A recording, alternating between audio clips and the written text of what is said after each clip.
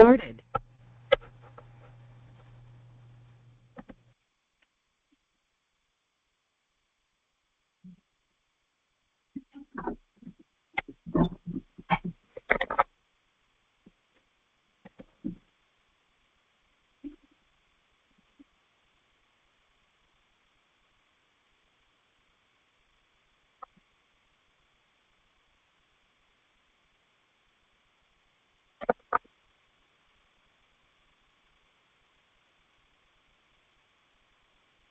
नमो लोये सौहरिहन्ताणं नमो लोये सौहृदानं नमो लोये सौभागिर्यानं नमो लोये सौज्यायानं नमो लोये सौत्रिकावती सावनम् ओंकारबिन्दु संयुक्त नित्यं ध्यायन्ति योगिनः कामदमोक्षदं चैव ओंकाराय नमो नमः मङ्गलं भगवान् यो मङ्गलं भूतमोनि मङ्गलं कुञ्कुण्डारि भुजेन्द्रमोसुमङ्गलं नमः समरिसाराय स्वानुभूत्या तथा स्थिति स्वभावाय भवाय परिवार विभाव निदाता। स्वामी कार्तिकेय अनुप्रेक्षा કાર્તિકેય સ્વામી રચિત આ બાળ ભાવનાનો મહાન ગ્રંથ છે. એનો આપણે સ્વાધ્યાય કરી રહ્યા છીએ. શુભચંદ્રાચાર્ય ભગવાનની ટીકા છે અને પંડિત જયચંદજી છાબડાના ભાવાર્થ અને ટીકા છે. એની ઉપર પૂજ્ય ગુરુદેવ કાંજી સ્વામી આપણને ઘણું અધ્યાત્મ સમજાવી રહ્યા છે. 11 ભાવનાનું સ્વરૂપ આપણે પૂરું કર્યું. તે પછી 12મી ભાવનાનું સ્વરૂપ અત્યારે ચાલે છે. એમાં સૌથી વધારે ગાથાઓ છે, 188 ગાથા છે અને એમાંની કેટલીક ગાથાઓ કરી છે અને આજે આગળ આપણે લઈએ છીએ.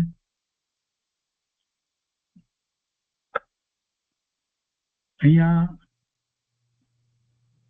5મા ગુણસ્થાનની દશામાં જે શ્રાવક હોય છે, 5મા ગુણસ્થાનની દશામાં જે શ્રાવક હોય છે તેને દેશ ચારિત્ર છે અને દેશ ચારિત્રમાં એને સમ્યક દર્શન સહિત 11 પડીમાં હોય છે. એમ 12 પ્રકારના ધર્મ હોય છે. તો સમ્યક દર્શન સહિત પહેલી પડીમાંની વાત પૂરી થઈ. દર્શન પડીમાંની વાત. બીજી પડીમાં એટલે વ્રત પડીમાં. એ વ્રત પડીમાંની અંદર 12 વ્રતો શ્રાવકને હોય છે. 5 અણુવ્રત છે, 3 ગુણ વ્રત છે અને 4 શિક્ષા વ્રત છે. તો એ 5 અણુવ્રત ના રક્ષણ માટે, એટલે કે એમાં વિશેષ સાથી કોઈ અતિચાર વગેરે ન લાગે એટલા માટે એ વ્રતના અતિચાર તો એને તો એ સમજે છે, પણ એ સિવાય એને એવું વાતાવરણ મળી રહે કે જેથી કરી એને પડવાનું ન થાય એ વ્રતમાંથી, એટલા માટે 3 ગુણ વ્રત અને 4 શિક્ષા વ્રત હોય છે. અને એને લીધે થઈ અને આખું સમગ્ર ચારિત્ર શ્રાવકનું એ રીતે હોય છે કે જેમાં એ પોતે પોતાની સાધના કરી શકે. તો એમાં શિક્ષા વ્રતની વાત ચાલે છે. ગુણ વ્રતનો વિસ્તાર પૂરો થયો અને એમાં પણ 3 શિક્ષા વ્રત નો સ્વાધ્યાય આપણે પૂરો કર્યો છે. આજે 4થું શિક્ષા વ્રત છે, દેશાવકાશિક શિક્ષા વ્રત. એનો સ્વાધ્યાય આપણે શરૂ કરીએ છીએ. એટલે ગાથા 367, 368 ની અંદર એની વાત છે.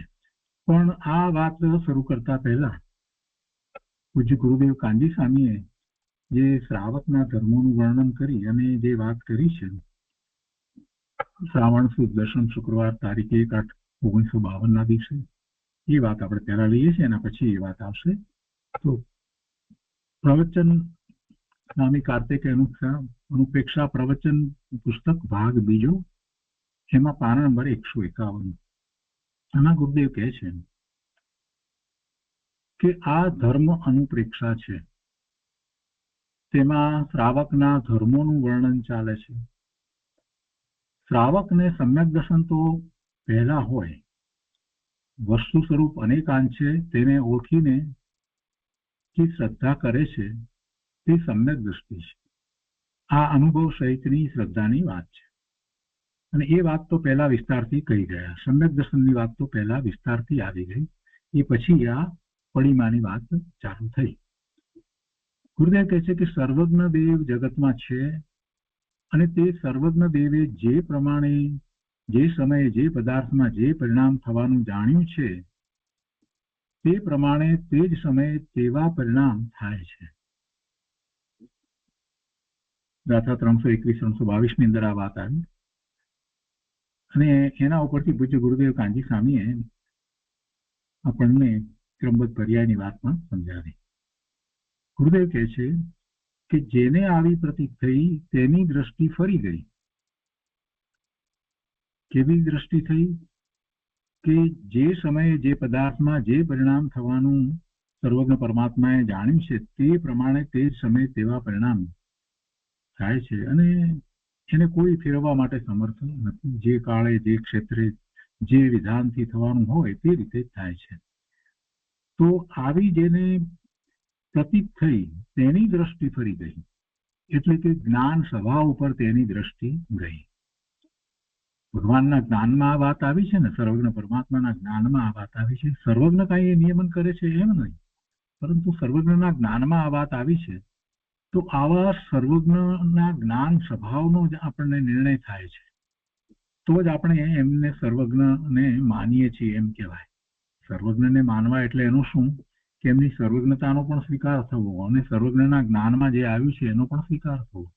તો સર્વજ્ઞ ભગવાનના જ્ઞાનમાં આ વાત આવી છે, એને આપણે માનીએ, એની શ્રદ્ધા કરીએ, તો એને વિશે ગુરુદેવ કહે છે કે જેને આવી પ્રતીત થઈ તેની દ્રષ્ટિ ફરી ગઈ. એટલે કે ભગવાનના જ્ઞાનમાં જે વાત આવી છે એનો જ્યારે પૂરેપૂરો શ્રદ્ધાપૂર્વક એ નિર્ણય કરે છે, એટલે એનો અર્થ જ એ થયો કે ભગવાનને જ્ઞાનમાં આવી છે તો પોતાને પણ એ પછી એ જ્ઞાન સ્વભાવ ઉપર દ્રષ્ટિ જાય. ક્યાં તો જ્ઞાન સ્વભાવમાં સર્વજ્ઞતા પ્રગટ થાય છે. સર્વજ્ઞને એવી સર્વજ્ઞતા પ્રગટ એમના જ્ઞાન સ્વભાવને કારણે પ્રગટ થઈ, અને મારો પણ એવો જ્ઞાન સ્વભાવ છે. એટલે કે છે કે એટલે જ્ઞાન સ્વભાવ ઉપર એની દ્રષ્ટિ જાય છે. પોતાના કે પરના જે પરિણામ થાય તેમાં તેને અરુચિ ભાવ ન થાય. કેમ અરુચિ ભાવ ન થાય? કેમ દ્વેષ ન થાય? કેમ કે પરિણામ નક્કી છે, સર્વજ્ઞના જ્ઞાનમાં આવ્યા છે. સર્વજ્ઞનો જ્ઞાન સ્વભાવ પૂર્ણપણે પ્રકાશી રહ્યો છે. સ્વ પર જ્ઞેયને બરાબર જાણે છે. સ્વ પર પ્રકાશક જ્ઞાન સ્વભાવ પૂર્ણ પ્રગટ થયો છે. તો એમાં એ વાત આવી છે. એટલે પરિણામ તો નિશ્ચિત છે, ભગવાન જાણે છે, આપણે નથી જાણતા. ફેર એટલો જ છે, પણ એથી કરીને પરિણામ નિશ્ચિત નથી એમ વસ્તુ સ્વરૂપ નથી. એટલે પછી પોતાના પરિણામ હોય કે પરના પરિણામ હોય, એ બધાના પરિણામ તો નિશ્ચિત છે. તો પછી જે વસ્તુ નિશ્ચિત છે એ પરિણામ, એના માટે રુચિ કે અરુચિ કરવાનો કોઈ પ્રશ્ન જ ઉપસ્થિત નથી થતો. માત્ર એ પરિણામો જે થઈ રહ્યા છે એનાથી જુદો પોતે ભગવાન આત્મા ત્રિકાળ શુદ્ધ છે એવો નિર્ણય કરી અને પોતાના જ્ઞાનમાં પણ જેમ સર્વજ્ઞ પરમાત્માને જ્ઞેય માત્ર જણાય છે એમ પોતાના જ્ઞાનમાં પણ એ બધું જ્ઞેય તરીકે છે. સર્વજ્ઞતા પોતાને પ્રગટ નથી, પોતે મતિશ્રુત જ્ઞાન દ્વારા જાણે છે, છતાંય જ્ઞેય તો જ્ઞેય છે. જ્ઞેયને એ શ્રુત જ્ઞાન દ્વારા જાણે કે કેવળ જ્ઞાન દ્વારા જાણે, જ્ઞેય તો જ્ઞેય છે. એટલે આ રીતે સમ્યક દ્રષ્ટિ ધર્મી વિચાર કરે છે. એટલે એને પોતાના કે પરના જે પરિણામ થાય તેમાં તેને અરુચિ ભાવ ન થાય, પણ જ્ઞાતા રહે છે. અલ્પજ્ઞ છે. પોતાને તીર્થંકર ભગવાન કેવળી પરમાત્મા જેટલું જ્ઞાન નથી, એટલો જ્ઞાનનો ઉઘાડ નથી, પણ સ્વભાવ તો જ્ઞાન સ્વભાવ તો એવો જ છે. અલ્પજ્ઞ તો ઉઘાડની અપેક્ષા છે. એટલે કહે છે કે અલ્પજ્ઞ હોવા છતાં મારામાં સર્વજ્ઞ થવાની તાકાત વર્તમાનમાં પડી છે. આ તો પ્રતીત કરવાનું છે, આ તો શ્રદ્ધામાં લેવાનું છે, આનો તો વિચાર કરવાનો છે, આનો નિર્ણય કરવાનો છે. અને આવો નિર્ણય કરી અને સમ્યક તો પ્રગટ થાય છે. બીજી કોઈ રીત નથી. આવા નિર્ણય વિના સ્વ તરફ વળાતું જ નથી. વર્તમાનમાં પ્રગટ પર્યાયની અપેક્ષા એ અલ્પજ્ઞતા હોવા છતાં મારામાં સર્વજ્ઞ થવાની તાકાત શક્તિ વર્તમાનમાં પડી છે. વર્તમાનમાં મારું ત્રિકાળી શુદ્ધ સ્વરૂપ જે છે એ તો એવી શક્તિ સહિત છે. અને એવી પ્રતીત થઈ, એવી શ્રદ્ધા થઈ, ત્યાં જ્ઞાતાપણાની દ્રષ્ટિ રહી. એટલે જે પરિણામ થાય છે એનો હું જ્ઞાતા થઈ જઉં છું. સર્વજ્ઞ પરિપૂર્ણ જાણે છે અને સાધક સમ્યક દ્રષ્ટિ અધૂરું જાણે દેખે છે, છતાં પણ પરિણામ જે છે એ તો જેમ થવાના છે તેમ જ થશે. પરિણામને કોઈ જાણે કે ન જાણે એથી કઈ પરિણામ બદલાઈ જવાના છે એમ નથી. કેમ કે કોઈકના જ્ઞાનમાં એ આવ્યા છે, સર્વજ્ઞના જ્ઞાનમાં એ આવ્યા છે. અને કેટલા સર્વજ્ઞ મહાવીર વિશ્વ ક્ષેત્રને વિશે કેટલા સર્વજ્ઞ પરમાત્મા બિરાજે છે. અત્યારે વર્તમાનમાં 20 તીર્થંકર અને હજારો લાખો કેવડી પરમાત્મા બિરાજે છે. એ બધા સર્વજ્ઞ છે. તો એમના જ્ઞાનમાં આ બધા જ જ્ઞેયો ઝળકે છે. ભવિષ્યકાળના બધા જ્ઞેયો દેખાય છે, બધી પર્યાયો જણાય છે. એટલે એ બધા જ સર્વજ્ઞ પરમાત્મા એ પરિપૂર્ણ જાણે છે. પણ જે જાણે છે એ તો જ્ઞેયો છે.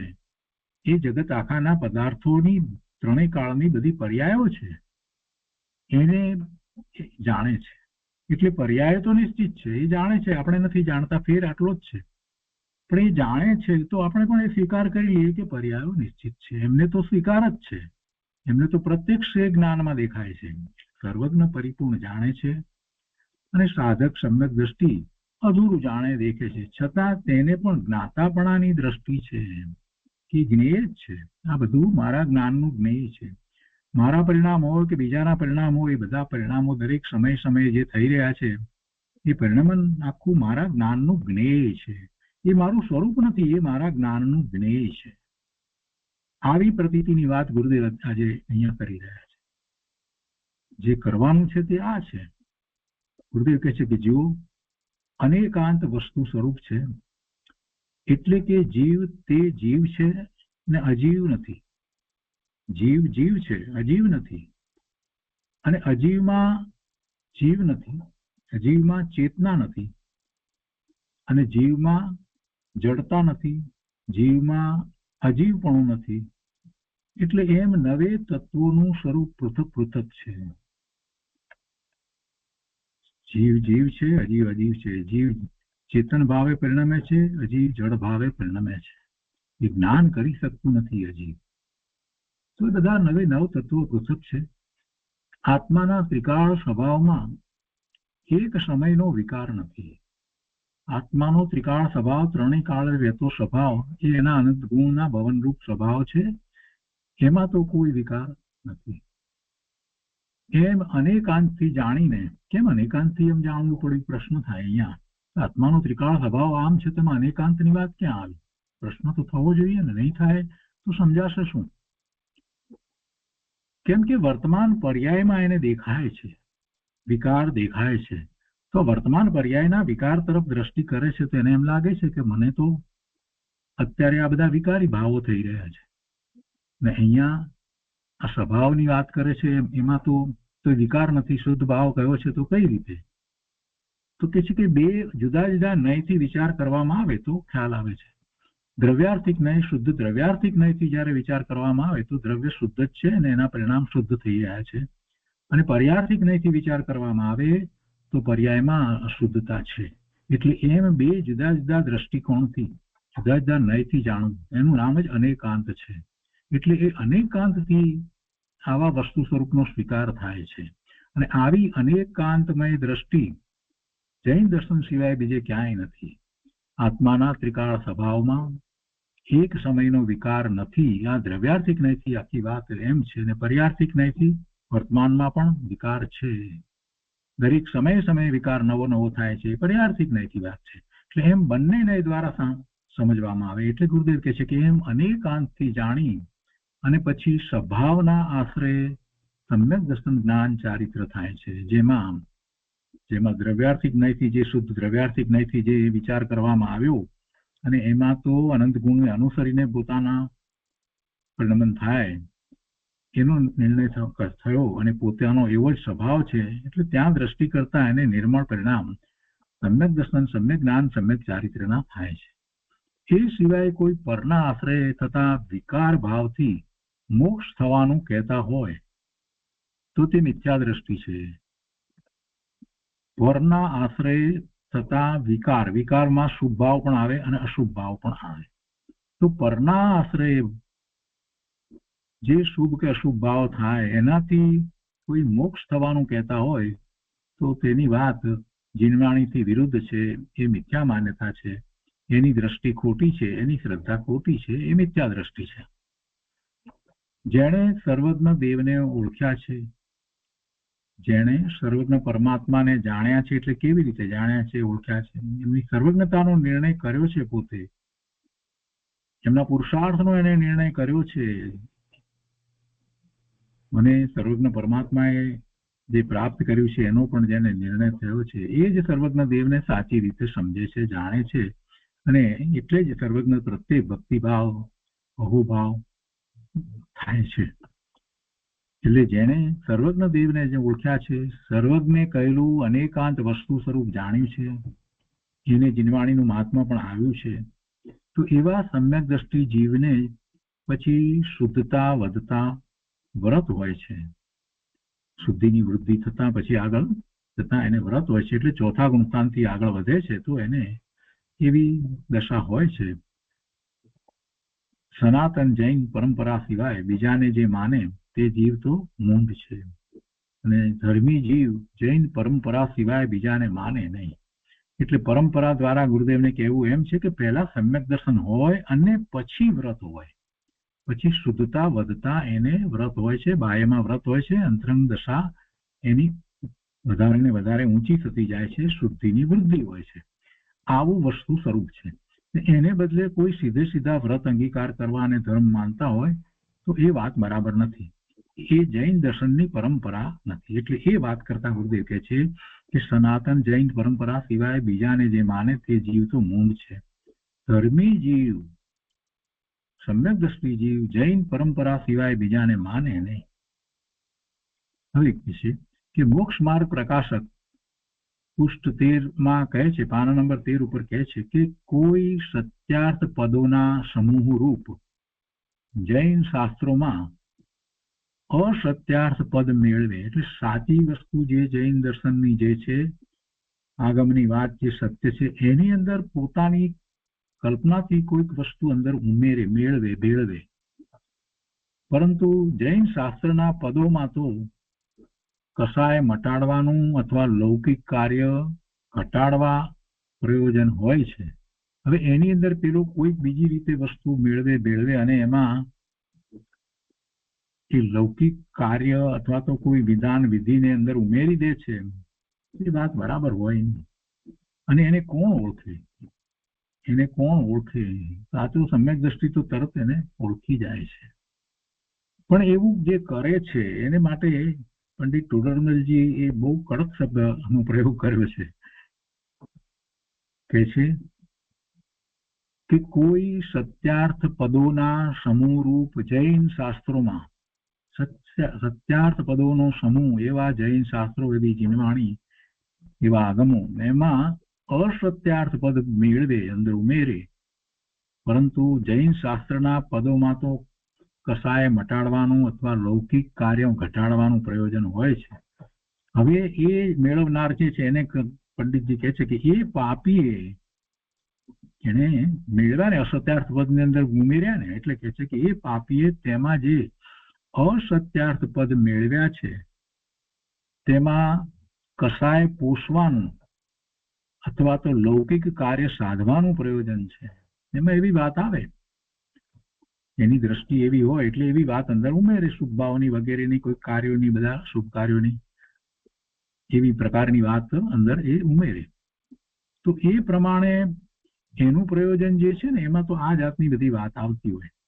તો એ પ્રમાણે પ્રયોજન મળતું નહીં આવવાથી જૈન દર્શનમાં ભગવાનની વાણીમાં જે પ્રયોજન છે અને આણે જે વાત કરી એ બે પ્રયોજનોમાં ફેર છે. એટલે એ પ્રમાણે પ્રયોજન મળતું નહીં આવવાથી જ્ઞાની પરીક્ષા વડે એને જુદા પાડી શકે છે. જ્ઞાની છેતરાતો નથી, ઠગાતો નથી, પણ કોઈ મૂર્ખ હોય તે જ જૈન શાસ્ત્રના નામથી ઠગાય છે. વળી તેની પરંપરા પણ ચાલતી નથી. એ ભલે છેતરાય છે, કોઈ મૂર્ખ હોય તો છેતરાય, સમજે નહીં, એટલે એને પણ જીનવાણી માની લે, અંદર બીજી બધી વાતો આવતી હોય એને પણ એ જીનવાણી માની લે છે. પણ સાચો જ્ઞાની ધર્મી તો છેતરાતો નથી. જેને દિનેશ્વર ભગવાનની પૂરેપૂરી શ્રદ્ધા થઈ છે, એવો વિશ્વાસ આવ્યો છે, અને જીનવાણી તો આમ જ હોય. જીનવાણીનો આશય પ્રયોજન બધું જે સમજ્યો છે એને તો શાસ્ત્રના નામે કોઈ બીજી વાત કરે તો તરત જ એ સમજી જાય કે આ જીનવાણી નથી. એ ઉપર નામ ગમે તે લખ્યું હોય પણ એથી કરીને એ મને માને નહીં. જૈન શાસ્ત્રના નામથી ઠગાય એ કોણ હોય? મૂર્ખ હોય. વળી તેની પરંપરા અને એવા જે ભેળસેળ વાળા જે કંઈ છે જેને જૈનના શાસ્ત્ર કહેવામાં આવ્યા હોય, ખરેખર એવા શાસ્ત્ર નથી, તો એની પરંપરા પણ ચાલતી નથી. તરત જ કોઈ એ અસત્યાર્થ પદોનો નિષેધ કરે છે, શોધી કાઢીને કહે છે કે ના, આ વાત બરાબર નથી, જીનવાણીમાં આ વાત હોય નહીં, આ કોઈકે અંદર ઉમેર્યું છે, ખોટું ઉમેર્યું છે, એમ એનો એ નિષેધ પણ કરે. જ્ઞાની ધર્મી એનો નિષેધ કરે છે. ગુરુદેવ કહે છે કે જો જ્ઞાની તો પરીક્ષા કરીને યથાર્થ વસ્તુ સ્વરૂપને નક્કી કરે છે. અને આ દ્વારા ગુરુદેવે આપણને આજે એ વાત કરી દીધી કે ભાઈ તમે પણ જેનો અભ્યાસ કરો એને સમજો પહેલા, અને એ જીનવાણી છે કે નહીં એનો નિર્ણય કરી અને અભ્યાસ કરો. જો એમાં બીજી ભેળસેળની બધી વાતો આવતી હોય કોઈક રીતે તો પછી એ જીનવાણી હોય નહીં. ગુરુદેવ કહે છે કે જ્ઞાની તો પરીક્ષા કરીને યથાર્થ વસ્તુ સ્વરૂપને નક્કી કરે છે. વ્રત અને પડીમાં પહેલા કેવી ભૂમિકા હોવી જોઈએ તેની આ વાત છે. પછી વ્રત પડીમાં હોય, પહેલા તો સમ્યક દર્શન હોય. કહેવાનો આશય એ છે.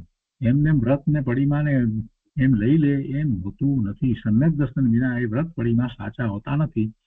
એ વાતની પુષ્ટિ કરવા માટે આ બધી વાત ગુરુદેવે આપણને સમજાવી. આગળ કહે છે કે જેને સાચા દેવ ગુરુ શાસ્ત્રને ઓળખીને તેનું બહુમાન ભક્તિ થયા છે તથા કુદેવ આદિની માન્યતા છૂટી ગઈ છે અને અંતરના સ્વભાવની દ્રષ્ટિ થઈ છે, એવા જીવને વ્રત હોય છે. એટલે કે સમ્યક દ્રષ્ટિને વ્રત હોય છે.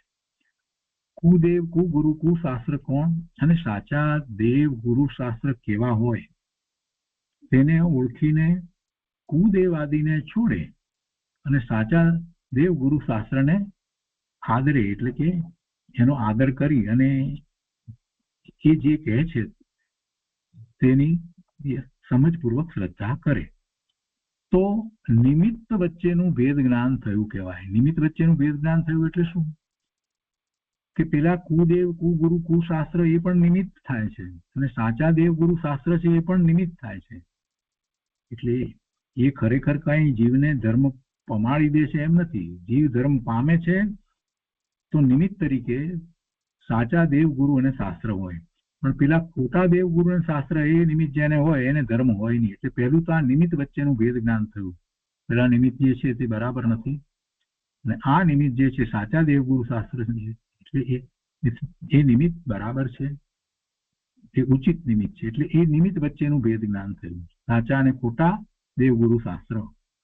પછી સાચા દેવગુરુ શાસ્ત્ર પણ પર છે, એ પણ મારા આત્માથી તો જુદા છે ને, તો તેને લીધે મને ધર્મ થતો નથી. એ મને એવો ધર્મ થયો એમાં નિમિત્ત કારણ છે એમ એને પોતાથી જુદા જાણે. એ સાચા દેવ ગુરુ ને શાસ્ત્ર છે એ પણ મારાથી જુદા છે, પર છે, અને તેને લીધે મને ધર્મ થતો નથી, પણ મારો તો એવું જ્ઞાન સ્વભાવ છે એમ ઓળખવું તે ઉપાદાન નિમિત્ત વચ્ચેનું ભેદ જ્ઞાન છે. એટલે એમાં ઉપાદાન તો મારું છે અને આ દેવ ગુરુ શાસ્ત્ર સાચા એ નિમિત્ત છે. એટલે ઉપાદાન અને નિમિત્તને એને જુદા પાડ્યા એવું ઉપાદાન નિમિત્તનું ભેદ જ્ઞાન છે. અને પછી પોતામાં ત્રિકાળી શુદ્ધ સ્વભાવ છે. પોતાનું ઉપાદાન કહ્યું તે પછીથી આગળ કહે છે કે પછી પોતામાં ત્રિકાળ શુદ્ધ સ્વભાવ છે તે એક સમયના વિકાર જેટલો નથી એમ સમજી અને સ્વભાવ તરફ વળવું તે સ્વભાવ અને વિકાર વચ્ચેનું ભેદ જ્ઞાન છે. પોતાનું ઉપાદાન કારણ છે ત્યાં સુધી આવ્યો, પોતે ત્રિકાળ શુદ્ધ સ્વભાવી છે ભગવાન આત્મા, અને વર્તમાનમાં એક સમયની જે પર્યાય જે છે એનાથી પણ એ પોતે જુદો છે અને એનું જ લક્ષ્ય કરે છે. તો એ સ્વભાવ અને વિકાર વચ્ચેનું ભેદ જ્ઞાન છે. અને ત્યાર પછી જ એટલે એને એવું ભેદ જ્ઞાન થતા સ્વભાવ તરફ વળી જતા સ્વભાવનો એને અનુભવ થાય છે, એટલે સમ્યક દર્શન થાય છે. ત્યાર પછી જ પડીમાં અને વ્રત હોય છે. અને તેમાં અત્યારે બીજી પડીમાવાળા એટલે વ્રત પડીમાવાળા શ્રાવકના વ્રતની વાત ચાલે છે અને એમાં શિક્ષા વ્રત દેશ અગાસિક શિક્ષા વ્રતનું વર્ણન હવે અહીંયા ગાથા 367 અને 368 કરે છે. 4 શિક્ષા વ્રત પૈકી આ ચોથું શિક્ષા વ્રત દેશ અગાસિક શિક્ષા વ્રત કહે છે. જો દિશાઓનું પરિમાણ એ વાત ગુણ વ્રતની અંદર પહેલા આવી હતી કે અમુક દિશામાં અમુક સુધી જવું, અને બીજું પરિમાણની વાત આવી હતી, પરિગ્રહ પરિમાણની પણ વાત આવી હતી. અહીંયા દેશાવકાશી શિક્ષા વ્રતની અંદર એની અંદર પણ સીમા નક્કી કરે છે એવું દેશાવકાશિક શિક્ષા વ્રત છે. આ 12મું વ્રત તરીકે અહીંયા લેવામાં આવ્યું છે, એટલે ચોથું શિક્ષા વ્રત. તો એ આપણે આજે લઈએ છીએ. હવે ચોથું દેશાવકાશિક શિક્ષા વ્રત કહે છે. ગાથા 367 અને 368 સંસ્કૃતમાં આ રીતે છે. પૂર્વ પ્રમાણ કૃતાના સર્વ દિશાના પુનઃ અપી સંવર્ણમ ઇન્દ્રિય વિષયાણામ તથા પુનઃ અપી કરોતિ સંવર્ણમ વર્ષાદિકૃત પ્રમાણમ દિને દિને લોભ કામ સમનાર્થમ વર્જનાર્થમ તસ્ય ચતુર્થમ વ્રતમ ભવતી. એના અર્થમાં કહે છે કે શ્રાવકે પહેલા સર્વ દિશાઓનું પ્રમાણ કર્યું હતું. ગુણ વ્રતની અંદર વાત આવી છે ને, દિશાઓમાં આગળ કેટલે સુધી જવું ન જવું એનું પ્રમાણ એને કર્યું હતું. તો શ્રાવકે પહેલા સર્વ દિશાઓનું પ્રમાણ કર્યું હતું. તેમાં ફરી સંવરણ કરે એટલે સંકોચ કરે છે, એમાં પણ સંકોચ કરે છે. તથા પહેલા બીજી વાત પણ સાથે લે છે. પહેલા ઇન્દ્રિયોના વિષયો સંબંધી ભોગ ઉપભોગ પરિમાણ કર્યું હતું. પરિગ્રહ પરિમાણ અને ભોગ ઉપભોગ પરિમાણ બંને સાથે આમ તો કહેવાય. એટલે મુખ્યતા તો એ રીતે ત્યાં વ્રતમાં એ રીતે હતી કે ભોગ ઉપભોગ પરિમાણ. તો ભોગ ઉપભોગ પરિમાણ કર્યું હતું તેમાં પણ સંકોચ કરે, એમાં પણ સંકોચ કરે. દિશાઓમાં પણ સંકોચ કરે છે અને આમાં પણ સંકોચ કરે. કેવી રીતે તે કહે છે કે વર્ષ આદિ તથા દિવસ પ્રત્યે કાળની મર્યાદા સહિત કરે. તેનું પ્રયોજન કહે છે કે અંતરંગમાં તો લોભ તથા કામ ઈચ્છાના શમન એને ઘટાડવા અર્થે તથા બાહ્ય પાપ હિંસા આદિને છોડવા અર્થે કરે. તો તે શ્રાવકને આ ચોથું દેશાવકાશિક નામનું શિક્ષા વ્રત હોય છે. એટલે રોજે રોજના એવા એ નિયમ કરે. યમ અને નિયમ શબ્દ ફરીથી યાદ કરાવું તો યમ એટલે હંમેશને માટે જે કરવામાં આવે તે યમ હોય, અને રોજે રોજના અમુક સમય સુધીના કે એવી રીતના જે કરવામાં આવે સમય મર્યાદા સાથે એને નિયમ કહેવાય. યમ નથી, તે નિયમ છે. તો અહીંયા દેશાવકાશિકની અંદર એ રીતે રોજનો કે અમુક દિવસનો કે અમુક વખતનો પણ પાછો વધારે એવો સંકોચ કરે છે. એટલે એને સંકોચે છે. નક્કી કર્યું હતું કે ભાઈ આ ભારત દેશમાં જ બધે જવું ને પછી આની બહાર ન જવું, એવું જયારે નક્કી કર્યું હતું એને આર્યભૂમિમાં જ રહેવું છે, તો પછી એમાં પણ જ્યાં એ રહ્યો છે તો ત્યાં એ ગામની અંદર પણ કે આજે મારે ક્યાંય બહાર નથી જવું, અહીંથી માત્ર મંદિર સુધી જવું છે અને આટલામાં જ વિસ્તારમાં જવું છે, મારે બીજે ક્યાંય આગળ ફરવાય જવું નથી, બીજા ગામમાં જવું નથી. એ રીતે ભોગ ઉપભોગની અંદર પણ જે નિયમ કર્યા હતા એ કંઈક એના પણ પાછા વધારે એ નિયમ કરે છે. તો આ દેશાવકાશિક વ્રતની વાત છે. ભાવાર્થમાં એ વાતને સમજાવી છે. પંડિતજી કહે છે કે પહેલા દિગ્વ્રતમાં જે મર્યાદા કરી હતી, દિગ્વ્રતમાં ગુણવ્રત દિગ્વ્રત, તો તે તો નિયમરૂપ હતી, અને હવે અહીં તેમાં પણ કાળની મર્યાદા પૂર્વક ઘર હાટ ગામ વગેરે સુધીની ગમન આગમનની મર્યાદા કરે એમાં પણ.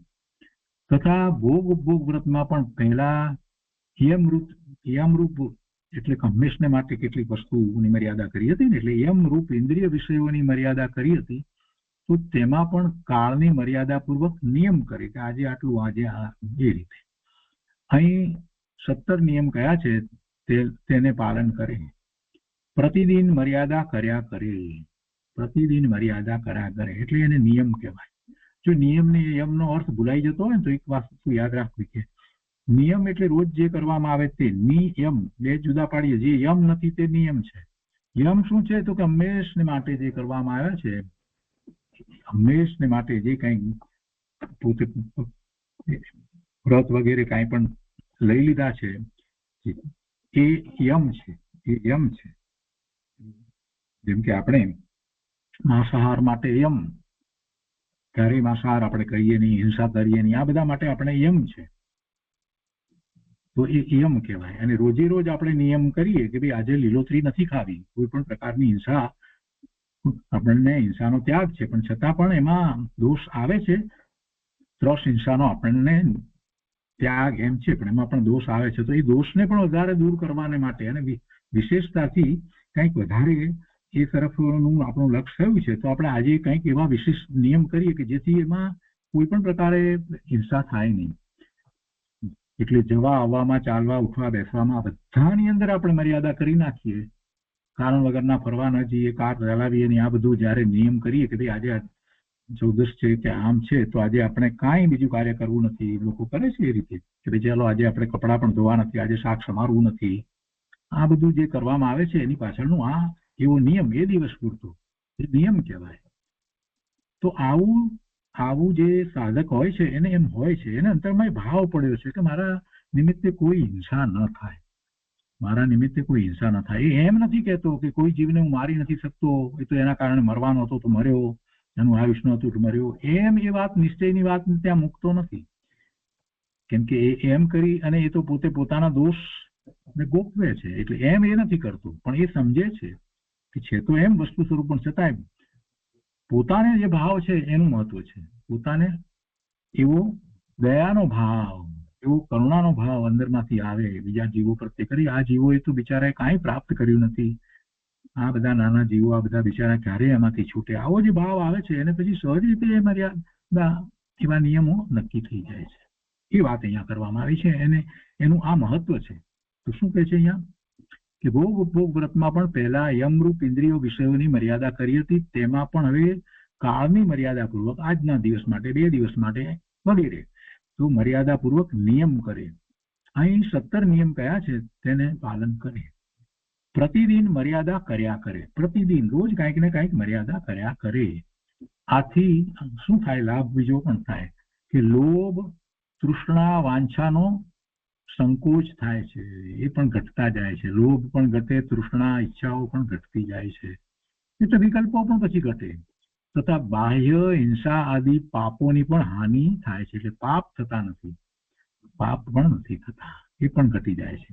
તો એ પ્રમાણે 4 શિક્ષા વ્રત કયા, અને આ 4 વ્રત શ્રાવકને યત્નથી અણુવ્રત તથા મહાવ્રત પાલન કરવાની શિક્ષા રૂપ છે.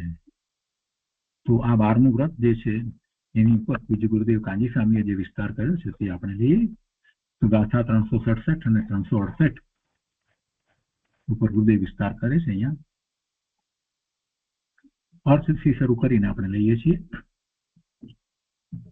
શ્રાવકે પહેલા સર્વ દિશાઓનું પ્રમાણ કર્યું હતું દિગ્વ્રતમાં, તેમાં ફરી સંવરણ કરે, સંકોચ કરે, તથા પહેલા ઇન્દ્રિયોના વિષયો સંબંધી ભોગ ઉપભોગ પરિમાણ કર્યું હતું, તેમાં પણ સંકોચ કરે. કેવી રીતે તે કહે છે કે વર્ષ આદિ તથા દિવસ દિવસ પ્રત્યે કાળની મર્યાદા સહિત કરે.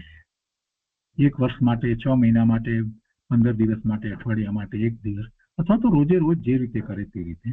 અને તેનું પ્રયોજન કહે છે કે અંતરંગમાં તો લોભ તથા કામ ઈચ્છાના સમન, લોભ પણ ઘટાડવો છે અને કામ ઈચ્છા પણ ઘટાડવી છે, એનું સમન કરવું છે. બે જોઈતા જ નથી, નિર્મૂળ કરવા છે. અને કઈ એકદમ નિર્મૂળ થઈ જાય એવું તો નથી. બસ હવે કોઈ ઈચ્છા ન થાય એટલે શું ઈચ્છા નહીં થાય? એમ તો થવાનું નથી. અંદરમાં જે બળ્યા છે ક્રોધ, માન, માયા, લોભ, એના નિમિત્ત કારણો રૂપ ચારિત્ર, મૌનીય કર્મની પ્રકૃતિઓ પણ હજી ઉદયમાં હોય તો એ કેવી રીતે થઈ જવાનું? પણ એક ધીરે ધીરે થાય છે. એટલે કહે છે કે અંતરંગમાં તો એ બધાનું શમન કરવું છે, ઘટાડવા છે. તો એને માટે આ આખી વાત છે. તો એટલે ઘટાડવા માટે બાહ્ય પાપ, હિંસા આદિને છોડવા માટે 2 કારણ. એ ઘટાડવા છે, કામ, ઈચ્છા વગેરે, અને બાહ્યમાં પણ એ પાપ, હિંસા જે છે કે બિલકુલ ન થાય, ઓછામાં ઓછા થાય. એ માટે શ્રાવક આ ચોથું દેશાવકાશિક નામનું શિક્ષાવ્રત ગ્રહણ કરે છે. ચારેય અનુયોગનો સાર શું? ગુરુદેવ પૂછે છે આપણને. ચારેય અનુયોગનો સાર શું છે? વિતરાગતા. પ્રથમાનુયોગની વાતમાં પણ વિતરાગતાની વાત હોય, ચરણાનુયોગની વાતમાં પણ વિતરાગતાની વાત હોય, કરણાનુયોગમાં પણ વિતરાગતાની વાત હોય અને દ્રવ્યાનુયોગમાં પણ વિતરાગતાની વાત. આપણે એકલો દ્રવ્યાનુયોગનો અભ્યાસ કરી અને પછી એમ માનીએ કે અમને બધું આવડે છે, અમે તો ધર્મી થઈ ગયા વગેરે, એમ ન હોય. બધી વાતને સારી રીતે સમજવી જોઈએ. ચરણાનુયોગ વિના સાધક જીવ પડવાનું થાય ને થાય જ. ચરણાનુયોગનો અભ્યાસ કરે જ નહીં અને માત્ર દ્રવ્યાનુયોગનો જ અભ્યાસ જે કરી રહ્યા છે, ચરણાનુયોગના વિષયને જે લોકો ખૂબ ગૌણ કરે છે અને માત્ર દ્રવ્યાનુયોગના વિષયનો અભ્યાસ કરે છે, એમને ક્યાંક ને ક્યાંક કોઈક રીતે નિશ્ચય આભાસી થઈ જવાનો પ્રસંગ આવ્યા વિના રહેતો નથી. આ વાતને બહુ સારી રીતે સમજવાની છે. ચારેય અનુયોગનો સાર શું? કે વિતરાગતા, એટલે કે સ્વભાવની સન્મુખતા અને પરની ઉપેક્ષા. પરની ઉપેક્ષા એટલે પર પ્રત્યે દ્વેષભાવ એમ નહીં. પરની ઉપેક્ષા એટલે પર રૂપે હું નથી, પર મારા રૂપે નથી, એ મારાથી ભિન્ન છે, જુદું છે. અને સ્વભાવની સન્મુખતા, પોતાનો સ્વભાવ તરફ જ રહેવું, પર તરફ ન વળવું, એનું નામ સ્વભાવની સન્મુખતા અને પરની ઉપેક્ષા. નાસ્તિ અને અસ્થિપૂર્વક કથન કરવામાં આવે ને ત્યારે એવી રીતે આવે. સ્વભાવની સન્મુખતા એ અસ્થિપૂર્વક કહેવાય અને એની અંદર સાથે ગર્ભિતપણે વાત આવે જ છે કે પર તરફથી લક્ષને ખસેડી લે છે, એટલે પરની ઉપેક્ષા. એને નાસ્તિથી કથન થયું. આ 12 વ્રતના વર્ણનમાં પણ સ્વભાવના અવલંબનનો જ ઉપદેશ છે. એ તો વાત ગુરુદેવે પહેલા જ કરી દીધી કે આ જે છે, આ બધી 12 ભાવના જે છે એ સંવરના અંશરૂપ છે. એ માત્ર સ્વભાવ નથી. સંવર હોય ત્યારે શું થાય? આશ્રવ રોકાય. આશ્રવ ન હોય એટલે સંવર સહિત હોય ત્યારે એને નિદ્રા થાય. ગુરુદેવ કહે છે કે આ 12 વ્રતના વર્ણનમાં પણ સ્વભાવના અવલંબનનો જ ઉપદેશ છે. સ્વભાવનું અવલંબન હોય ત્યારે જ સંવર થાય ને.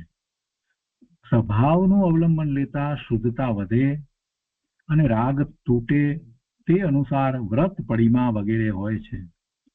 ત્યાં અમુક પ્રકારનો શુભ વિકલ્પ આવે, પણ તે વિકલ્પના કાળે વિકલ્પ આવે છે. અમુક વખતે અમુક પ્રકારનો વિકલ્પ કરવું એવું કરતા પણ ધર્મીને નથી. કેટલી સરસ વાત છે ભાઈ. વિકલ્પના કાળે આવે છે, પણ એ વિકલ્પનો ધર્મી જ્ઞાની તો કરતા થતોય નથી. અને એને એમ પણ નથી કે હું અમુક પ્રકારનો વિકલ્પ કરું, અમુક વખતે અમુક પ્રકારનો વિકલ્પ કરું, એવું કરતા પણ હું ધર્મીને નથી. પણ એને શું છે? એને તો સ્વભાવનું અવલંબન લીધું છે. એને તો સ્વભાવનું અવલંબન લીધું છે. ત્યાં કઈ દશામાં કેટલી હદનો રાગ તૂટ્યો છે અને કેવા પ્રકારનો રાગ રહ્યો છે તે અહીં બતાવેલ છે. સ્વભાવનું અવલંબન લીધું છે એટલે એને રાગ તો ઘટતો જાય છે, અને એ કઈ રીતે, કેટલા પ્રમાણમાં, એની વાત અહીંયા આ વ્રત દ્વારા કરી છે. એટલે વ્રત જયારે આ રીતે છે તેનો અર્થ કે એટલો એને રાગ ઘટ્યો છે, કેમ કે એને તો સ્વભાવનું અવલંબન લીધું છે. ગુરુદેવ કહે છે કે જ્ઞાયક સ્વભાવની દ્રષ્ટિપૂર્વકની આ વાત છે. સ્વભાવ તરફની ઉગ્રતા વધતા જેમ જેમ રાગ છૂટતો જાય છે, તેમ તેમ નિમિત્તોનું અવલંબન પણ છૂટતું જાય છે. ચરણાનુયોગથી નિમિત્તથી વાત થાય. સમાધિ મરણનો કાળ નજીક આવે ત્યારે ધર્મીને અંદરમાં વિશેષ જાગૃતિપૂર્વક સ્વસન્મુખતાની વૃદ્ધિનો કાળ છે. તેણે પ્રથમથી જ્ઞાતા માત્ર સ્વભાવનું સાધન કર્યું છે, તેનો સરવાળો અપૂર્વ સમાધિ મરણ રૂપ આવે જ છે. બે વાત સાથે કરી દીધી ગુરુદેવે. વાત શું કરી રહ્યા છે ગુરુદેવ? જ્ઞાયક સ્વભાવની દ્રષ્ટિની અને એવા સ્વભાવની જેને દ્રષ્ટિ થઈ છે, એની સન્મુખ જે થયો છે એવો સાધક, એને આ બધા વ્રત વગેરે હોય છે. અને એ વ્રત જે કેટલા પ્રમાણમાં કેવી રીતે છે એ દ્વારા આપણને જ્ઞાન થાય છે કે એને કેટલા પ્રમાણમાં રાગ તૂટ્યો છે, છૂટ્યો છે. અને એમ કહી અને ગુરુદેવ કહે છે કે જ્ઞાયક સ્વભાવની દ્રષ્ટિપૂર્વકની આ વાત છે. તો સ્વભાવ તરફની ઉગ્રતા વધતા, જેમ જેમ એને સ્વભાવ તરફનું વલણ વધતું જાય છે, સ્વભાવ તરફની ઉગ્રતા વધતા જેમ જેમ રાગ છૂટતો જાય છે, તેમ તેમ નિમિત્તોનું અવલંબન પણ છૂટતું જાય છે. આ એ મહત્વની વાત છે. નિમિત્તોનું અવલંબન પણ છૂટતું જાય છે, સ્વરૂપ તરફ વધારે વધારે ઢળતો જાય છે, સ્વભાવની ઉગ્રતા વધતી જાય છે. તેમ તેમ એને નિમિત્તોનું અવલંબન પણ છૂટતું જાય છે. ચરણાનુયોગથી નિમિત્તથી વાત થાય છે. ચરણાનુયોગમાં જે વાત કરવામાં આવી, વ્રત વગેરેની વાત જે કરવામાં આવી, તો એ વાત જે કરી એમાં તો નિમિત્ત બતાવ્યું છે, નિમિત્તથી વાત કરવામાં આવી છે. જે ચરણાનુયોગની અંદર જે વ્રત વગેરેની વાત કરવામાં આવી એ નિમિત્ત છે. એ નિમિત્ત છે. મૂળ તો એને સ્વભાવ ભાવનો આશ્રય થયો છે ત્યારે એ બધું છૂટતું જાય છે. એના ભાવ એમ બદલાય છે, શુદ્ધિની વૃદ્ધિ થતી જાય છે, શુદ્ધ ભાવે વધારે થાય છે પહેલા થતું તો એના કરતા. એટલે આ બધા જે છે વ્રત વગેરે અંગીકાર કર્યા એ એમાં એને સહકારી થયા, કાર્યકારી થયા, એટલે એ તો નિમિત્ત છે. એટલે ચરણાનુયોગથી નિમિત્તથી વાત થાય છે. ચરણાનુયોગના નિમિત્ત બતાવી અને વાત કરવામાં આવે કે એને તો 5મું ગુણસ્થાન છે, એને તો 11 પડીમાં છે અથવા તો આટલી પડીમાં છે કે એ બધી જયારે વાત કરી તે દ્વારા આપણને ખ્યાલ આવે છે કે એને સ્વરૂપનું સ્વભાવનું આલંબન કેટલું વધ્યું છે. એટલે કહે છે કે ચરણાનુયોગથી નિમિત્તથી વાત થાય છે. પણ મૂળ વસ્તુ શું છે તો મૂળ તો એને સ્વભાવનું અવલંબન લીધું છે, અને એ સ્વભાવનું અવલંબન લીધું છે એ વધતું જાય છે.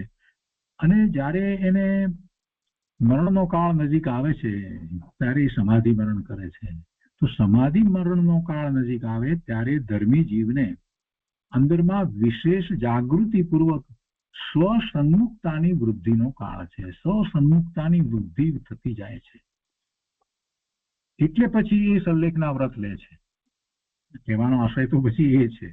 તો તેણે પ્રથમથી જ્ઞાતા માત્ર સ્વભાવનું સાધન કર્યું છે અને તેનો સરવાળો અપૂર્વ સમાધિ મરણ રૂપ આવે જ છે. સાચા સમ્યક દ્રષ્ટિને જ્યારે પોતાનો મરણકાળ નજીક આવે છે ત્યારે સ્વરૂપમાં વિશેષ એકાગ્રતા થતી જાય છે, અને એટલા માટે જ એ સલ્લેખના વ્રત ગ્રહણ કરે છે. એ પછી વાત સલ્લેખનાની હવે આવશે. આ તો અત્યારે 12મા વ્રતની અંદર આખી વાત લીધી તો કે 12 વ્રત સહિત એને વ્રત પડીમાં તો એને હોય છે, અને એમાં પણ એ આગળ ને આગળ એ વધારે ને વધારે અંદર બીજી વધારે ને વધારે પ્રતિમાઓ પડીમાઓ લેતો જાય છે. તેમ તેમ તેમ તેમ એની દ્રષ્ટિ વધારે ને વધારે સ્વભાવ સન્મુખ થતી જાય છે. અને એ સ્વભાવ સન્મુખ દ્રષ્ટિ થાય છે એની ખબર આપણને બાહ્યમાં એને પડીમાં લીધી છે એ ઉપરથી ખબર પડે છે. એટલે સ્વભાવ સ્વરૂપની દ્રષ્ટિની છેવટની વાત અહીંયા ગુરુદેવે લીધી કે એને સરવાળો લીધો એટલે બધી જ વાત લઈ લીધી કે સમાધિ મરણ જે છે એની મુખ્યતા છે. તો એ પ્રમાણે બીજી વ્રત પડીમાં વાળા શ્રાવકના 12 વ્રતોનું વર્ણન કર્યું. હવે શ્રાવક અંત સમયમાં દ્રવ્ય સ્વભાવનું ઉગ્ર આલંબન લઈ મુનિ દશાની ભાવના સહિત સલ્લેખના કરે છે તેનું વર્ણન કરે છે. જો સલ્લેખના જે છે એ શ્રાવક 5મા ગુણસ્થાનની દશા જે છે એને 11 પડીમાં લીધી છે, અને એને હોય સલ્લેખના અને મુનિને હોય. સલ્લેખના મુનિને હોય અને શ્રાવકને હોય. કેમ કે આ 11 પડીમાં સહિત એ પોતે સ્વભાવનું આલંબન વધારતો જાય છે, અને પછી મરણકાળે એનું પૂર્ણપણે એનું જ એકમાત્ર આલંબન રાખે છે. એટલે બાહ્યમાં બધું છૂટતું જાય છે, અને એમ એ સમાધિ મરણ કરે છે. તો હવે એ સલ્લેખનાની વાત આગળની ગાથામાં કરે છે. તો ગાથા 369 છે.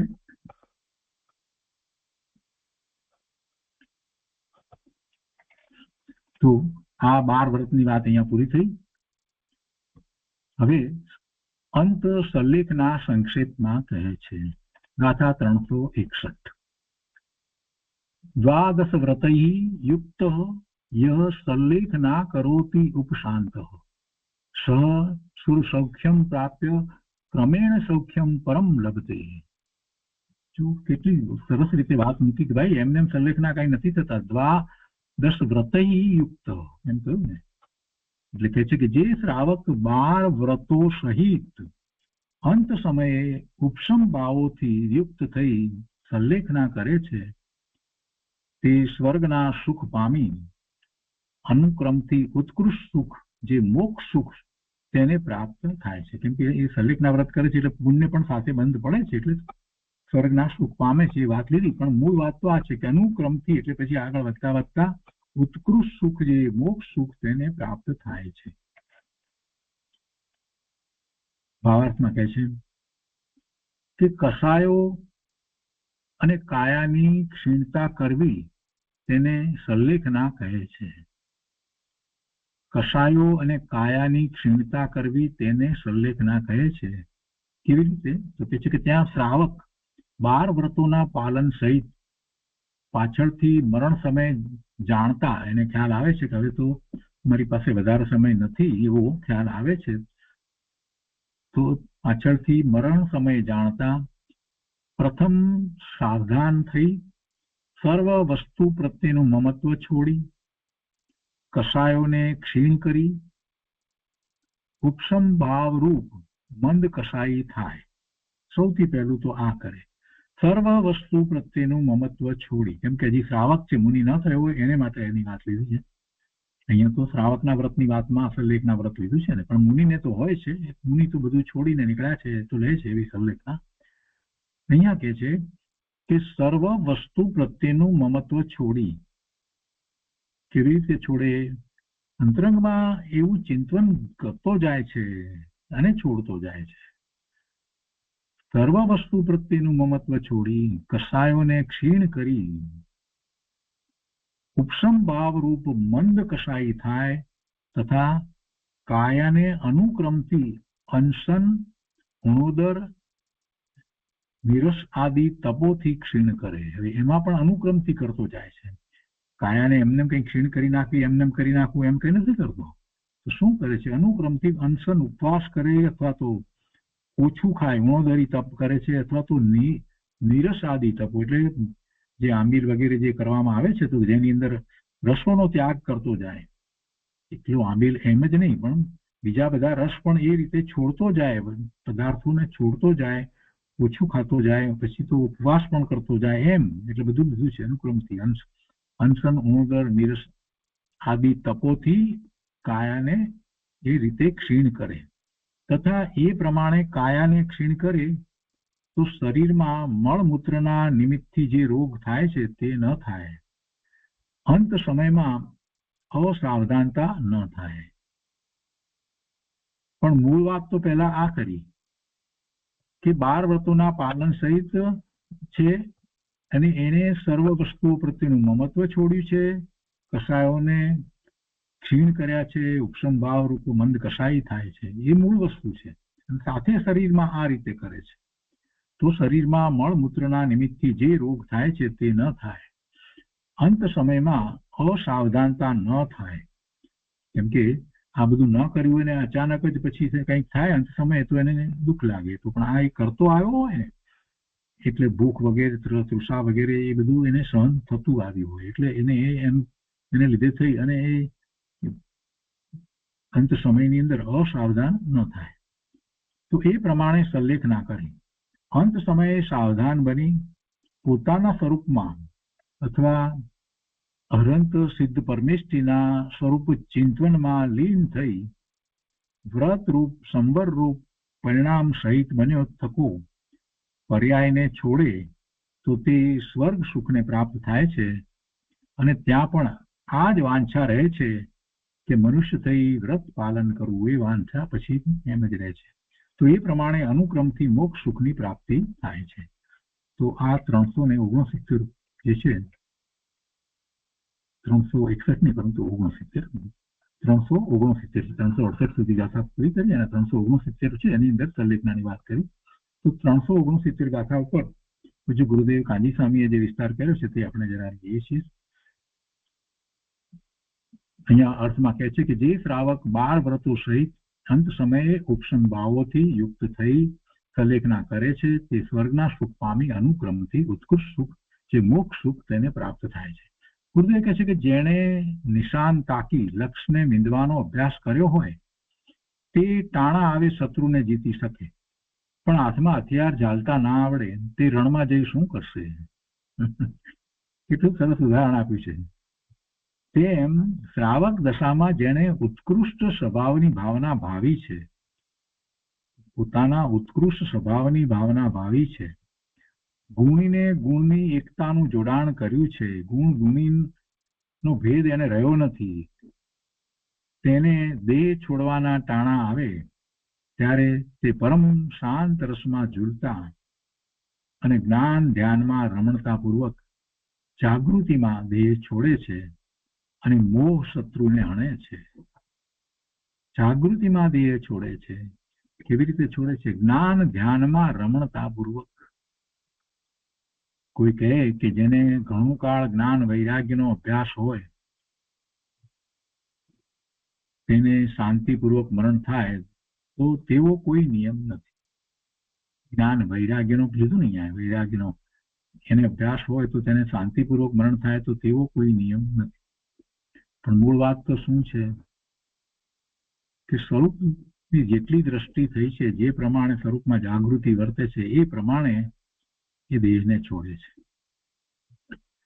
કોઈને જુવાન ઉંમર હોય, કોઈ ઘોર ઉપસર્ગ આવે, સર્પ અગ્નિ પાણીનું પૂર અથવા સિંહનો સંયોગ થાય, સર્પ કરડી જાય કે અગ્નિ એવી લાગી જાય એમાં ફસાઈ જાય, અથવા તો પાણીનું એવું પૂર આવે એમાં કંઈક તણાઈ જાય, કરી જાય, અથવા તો સિંહનો સંયોગ થાય.